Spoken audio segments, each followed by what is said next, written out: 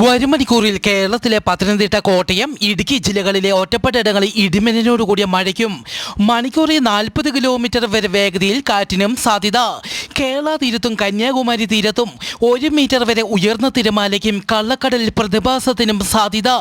മത്സ്യത്തൊഴിലാളികളും തീരദേശവാസികളും ജാഗ്രത പാലിക്കണമെന്നും മത്സ്യബന്ധന ബോട്ടുകളും വള്ളങ്ങളും ഹാർബറിൽ സുരക്ഷിതമായി കെട്ടിയിട്ട് സൂക്ഷിക്കണമെന്നും ബീച്ചിലേക്കുള്ള യാത്രകളും കടലിറങ്ങിയുള്ള വിനോദങ്ങളും പൂർണ്ണമായും ഒഴിവാക്കണമെന്നും അറിയിച്ചു.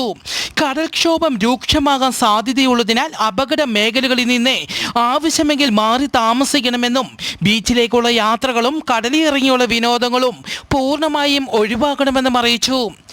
കേരളത്തിൽ വീണ്ടും നിപ്പ സ്ഥിരീകരിച്ചു. മലപ്പുറം വളാഞ്ചേരി സ്വദേശിയായ 42-കാരി പെരിന്തൽമണ്ണയിൽ സ്വകാര്യ ആശുപത്രി ചികിത്സയിലാണ്. ഒരാഴ്ചയായി പനി ബാധിച്ച ചികിത്സയിലായിരുന്നു. ഇവർക്ക് പനി, ചുമ, ശ്വാസതടസ്സം തുടങ്ങിയ രോഗലക്ഷണങ്ങൾ ഉണ്ടായിരുന്നു.